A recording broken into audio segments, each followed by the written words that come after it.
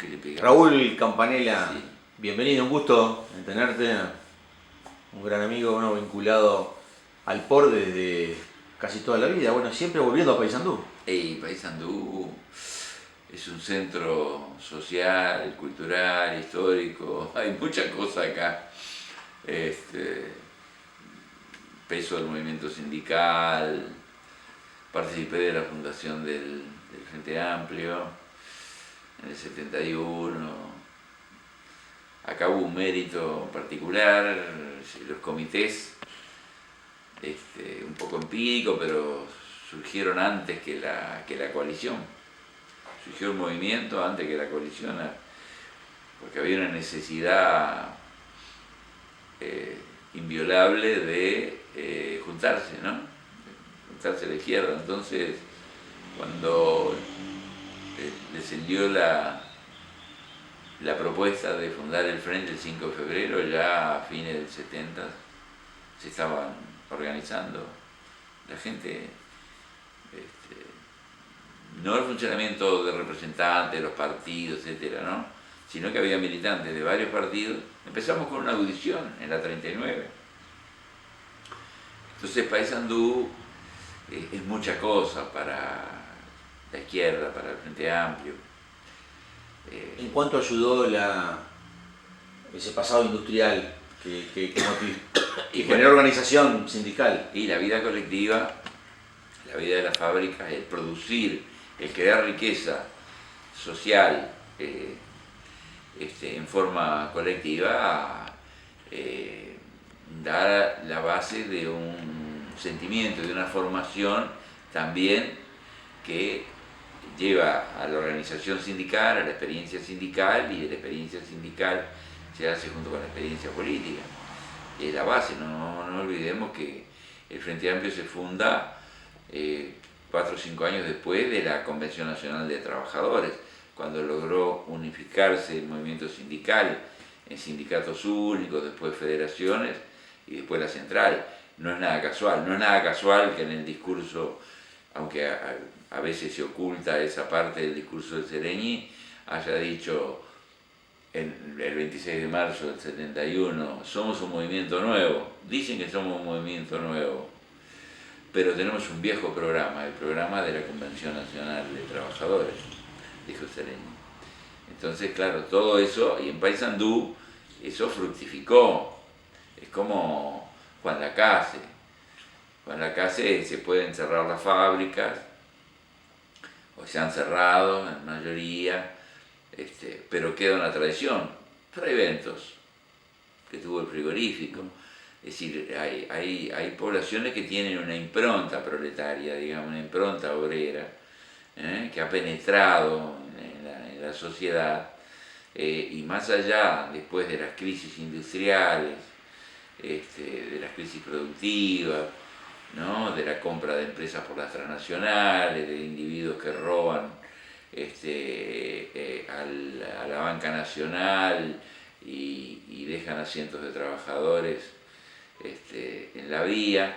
Más allá de todo eso que ha sucedido, como en Pailana aquí, en la Pailana, en la gran célula social, eso tiene expresiones, ¿no? Entonces eso, para mí, eso es lo que está en Paysandú. Aunque, claro, hay cambios, las nuevas generaciones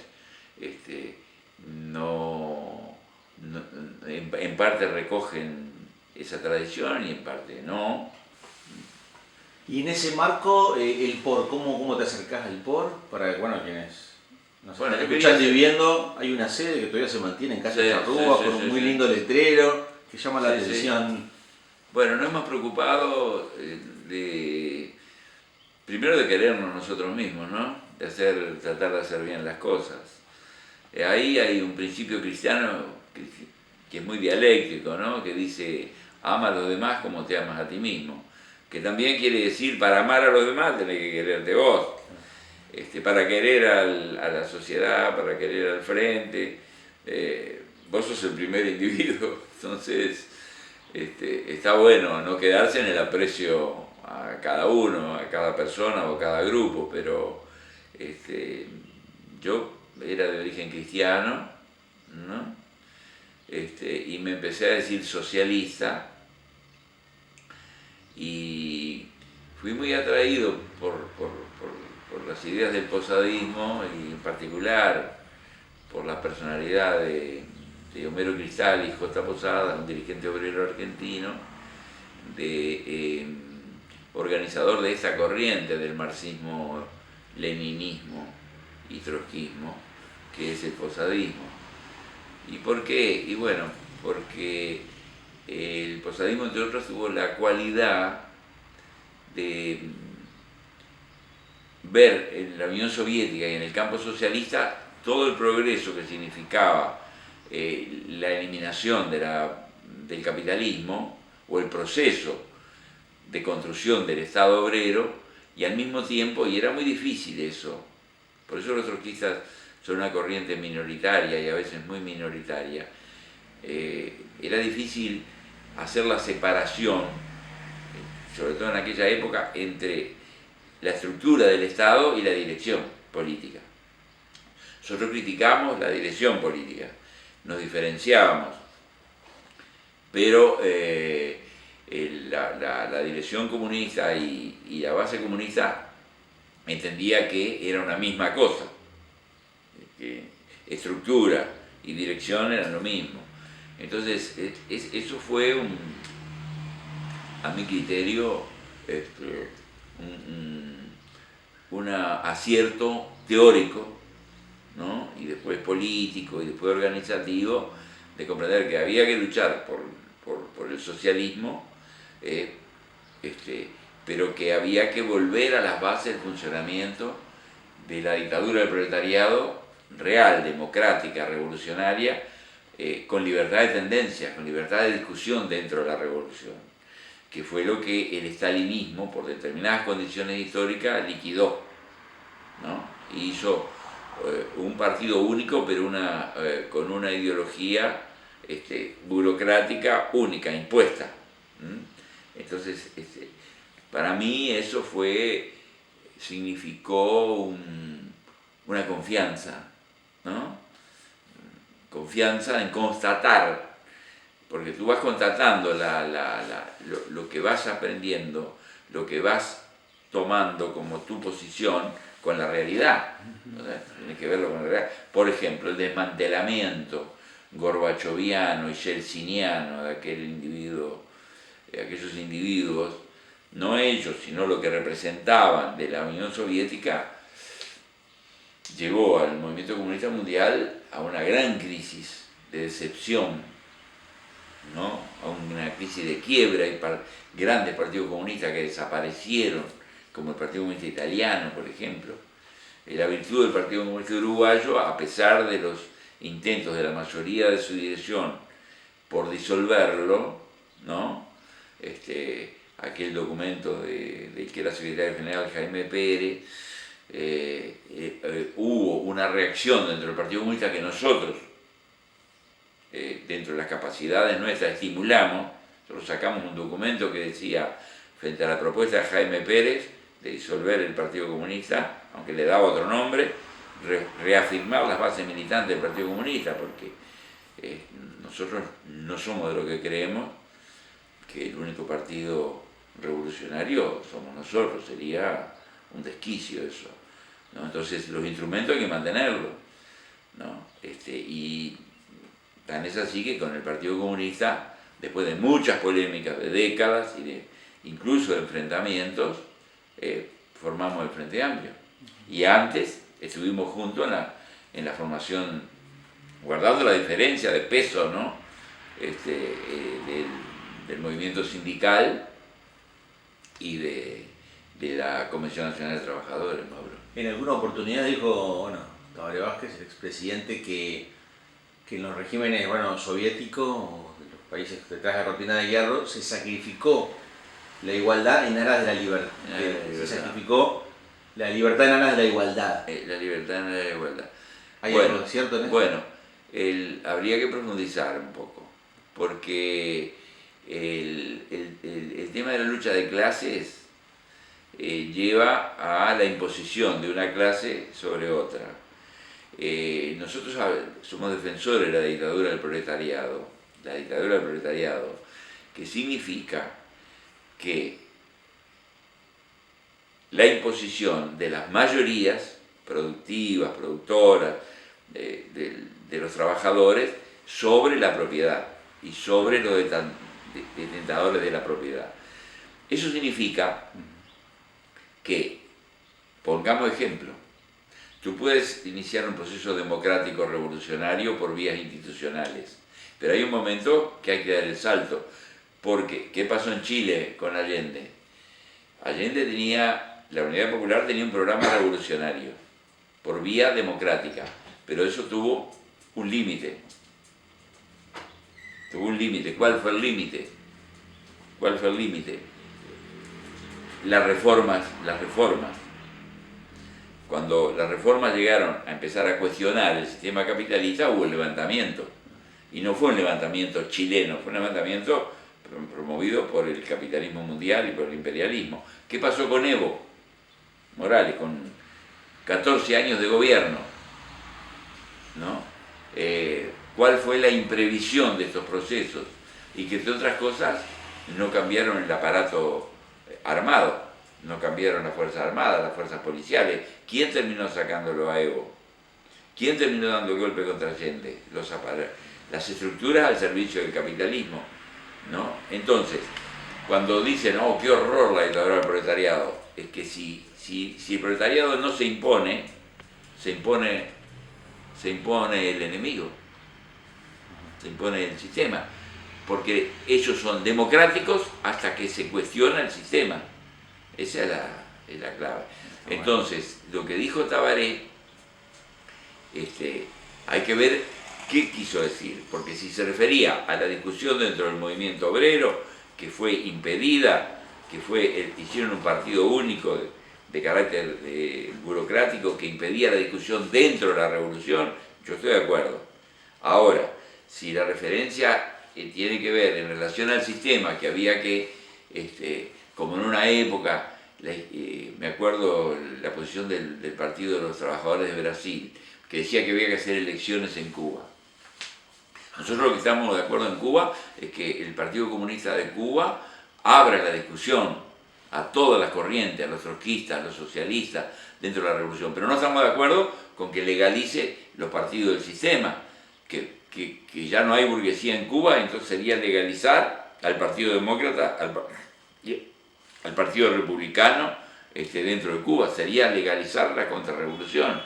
Eso no se puede hacer. Ahora, que la discusión dentro de la revolución tiene que ser democrática, amplia, profunda, eso sin duda. Por eso intentamos representar esta visión, ¿no?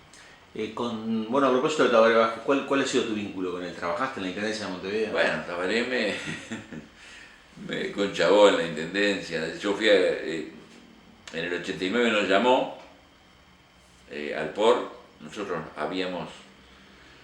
no habíamos presentado la lista 871, que la veníamos presentando de antes de la fundación del Frente.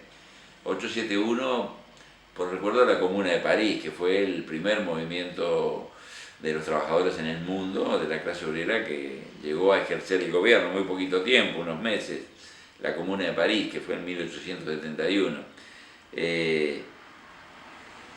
para proponernos integrar el equipo de gobierno, el primer gobierno de Montevideo. Yo estaba sin trabajo, había perdido el trabajo en una imprenta, era gráfico, era oficial gráfico en ese momento. Antes había trabajado en la Universidad del Trabajo, incluso aquí en Paysandú, y fuimos a acompañar a Juan Armstrong para integrarlo al equipo de salud, porque él tenía algunas especialidades en el archivo médico y pensamos que podía ser útil. Pero el comentario de Tabaré ahí en el Hotel Cliff fue de que esos espacios en salud estaban todos cubiertos, los cargos de responsabilidad política, digamos. Y yo había hecho campaña con él, yo estaba desocupado, habíamos acordado con mi pareja, con Madelón Casas, de que íbamos a hacer la campaña, que había que ganar Montevideo en ese momento, ¿no? Era la segunda elección después de la dictadura, la primera había sido en el 84. Con aquel intendente que tuvo en Montevideo, que un abogado, ¿cómo era el nombre del primer intendente que tuvo? No era un catedrático. Que le habían comido unos bichos, unos expedientes, bueno, ¿no? Famosa anécdota. Claro, eso se utilizó mucho, creo que una parte del frente al menos utilizó mucho. Era el abogado, no me acuerdo ahora. ¿Elizalde? Elizalde, el doctor Elizalde. El doctor Elizalde, hubo robos, y entre los robos que hubo, no sé para qué estaba eso en un depósito, mucho azúcar parece que había, y parece que derivó a que las hormigas habían. Pero me parece que es más anecdótico que otra cosa. El Partido Colorado tuvo un muy buen intendente al principio de ese periodo, que ganó la elección en el 85, que fue Aquiles Lanza. Aquiles Lanza venía de la corriente vallista junto con Selmar, había estado con Selmar. Después no ingresó al Frente Amplio, quedó en el Partido Colorado. Pero Aquiles Lanza se muere al año, se murió al año del corazón. Era de los viejos colorados con formación, un hombre con autoridad, con prestigio. Bueno, hay salas bien importantes en el Palacio Municipal que llevan su nombre, ¿no? Bueno, hay una calle importante, ¿no? Bueno, no es casual, no es casual. No digo que sea merecido o no merecido, pero no es casual. Y quedó el suplente, que era ese universitario, profesor universitario, ya un hombre mayor, y bueno, tuvo dificultades, y fue sustituido por Iglesias. El que entregó el gobierno a Tabaré fue, creo que era abogado, más joven, de apellido Iglesias. Bueno, y volviendo a lo nuestro, Tabaré me dice ahí, bueno, pero podés trabajar en políticas sociales. Y yo le dije, ¿cómo voy a trabajar en políticas sociales si yo soy gráfico? Yo no tengo formación, no fui a la universidad, yo vine a acompañarlo a Juan. Y me dice, y bueno, yo soy médico y ahora soy intendente y nunca había entrado al palacio, porque los trámites lo hacíamos desde el consultorio para sacar la patente y eso. Y bueno, y los otros compañeros que estaban ahí no queríamos perder la oportunidad de integrar el primer gobierno popular, democrático y transformador de Montevideo, ¿no? Y entonces dijeron, sí, Tabaré, sí, que quede él, así quedé. Hasta ese momento, ¿qué impresión te daba Tabaré Vázquez, a la postre 2 veces presidente de Uruguay? Tabaré, ¿cómo lo definirías? Para nosotros, y sobre todo para algunos compañeros míos como León Cristali, que es dirigente de nuestro movimiento mundial, nuestro movimiento internacional, y él lo conoció y lo conoce a Tabaré. De entrada dijo, acá hay algo, acá cambió algo, acá hay una estructura personal, social, científica, cultural, humana, distinta. Incluso de alguna forma, no por adulación ni nada, se lo dijimos a él al principio, ya en los 90, vos vas a la presidencia de Uruguay. Hay que recordar que Tabaré fue presentado en el Frente Amplio en el 89 cuando Mariano Arana dijo que no quería ser candidato, ¿no? Y Tabaré ya pisaba los 50 años y se había destacado en su actividad social y deportiva en su barrio, y luego pasó a ser responsable del área de finanzas de la Comisión Pro Referéndum por el voto verde. Ahí fue un poco, digamos, que dio un persaltum a una actividad más pública. Y después se dijo que tuvo mucho efecto en determinados sectores políticos, sociales, culturales, deportivos, cuando